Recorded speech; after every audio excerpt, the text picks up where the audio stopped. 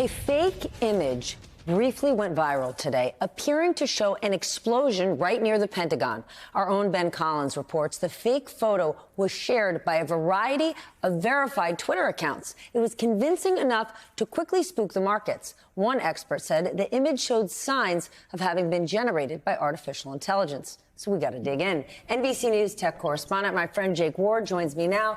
What is your take? Was this artificial intelligence? It seems like it. I mean, when you look at it closely, you can see the places in which the fence looks like it sort of melds into the floor in a way. You know, it's this kind of thing where you look at it and you think, oh, this is actually a pretty primitive form of generative AI, if it is that kind.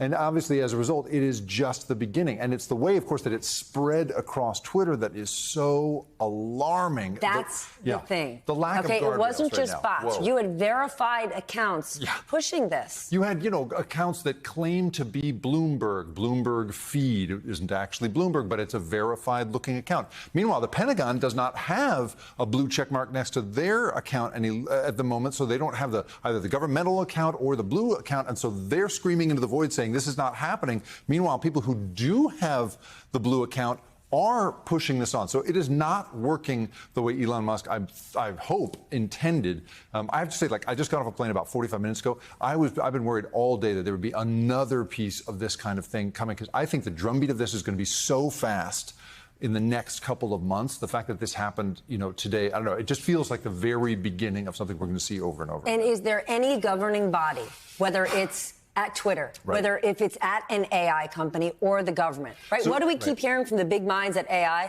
We want some regulation, or let us decide. Right. I mean, what I'm hearing from a lot of these creators is that camera companies, hardware companies, software companies are coming together. There is a group that's coming together trying to say, we're going to create a verified system where you'll have a little watermarked image, but that hasn't really been announced yet. We don't have any real way of understanding how that's going to work yet. Right now, it really feels like the Wild West, and the fact that this shaved $500 million off the S&P 500 for a few hours, is just scary as anything right now, Steph. All right, new topic.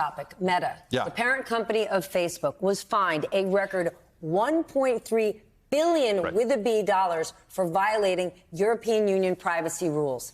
Is this going to make any shred of difference to how this company operates? You and I sitting here in the normal world, it is an eye-watering amount of money, $1.3 billion, unbelievable. It, of course, makes almost no financial difference to Facebook. And the weird part, is that it really doesn't seem to have hurt them financially in the markets. I mean, you were watching this. This is what I want to talk about. Tell me about it. The response in the stock market. Meta stock popped and went up $5. Yeah.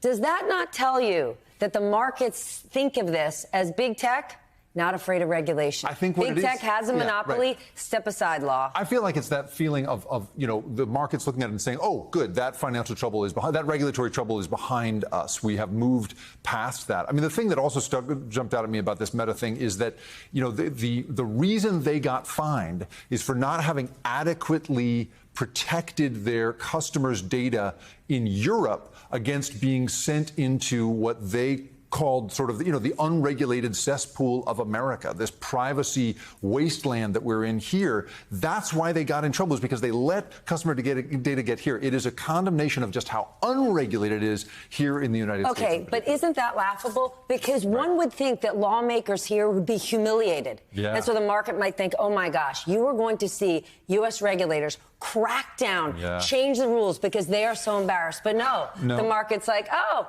ain't nothing going to happen here. I mean, at this Facebook point, lobbyists, they run the show. It really feels like old news in a sense, right? Like in this world of AI that we're in right now, this generative AI moment we are in, thinking about social media and its ills feels like, 10 years ago now. That's how fast tech is moving at this moment. All right, let's talk TikTok. Right. On Friday, it was all the news that the state of Montana was banning TikTok across the state. Now TikTok is suing the state, saying you are violating our First Amendment rights. That's right. So on Friday, we had seen these 5 TikTok creators sue for a violation of First Amendment rights, and we knew that, we just assumed that TikTok would join the fray, and of course they have now. They filed suit. And what they argue is this is a First Amendment violation. And the truth is, when you look at it, it is hard to imagine how Montana lawmakers are going to dispute that, because this was not, they don't even mention national security really in the actual Montana ban, even though Montana is a place where, there's there's nuclear missile silos. ICBMs are there, but there's no mention of that. It is just about the privacy and the personal data of Montanans, is what the Montana ban is about. There's only 1.1 million Montanans,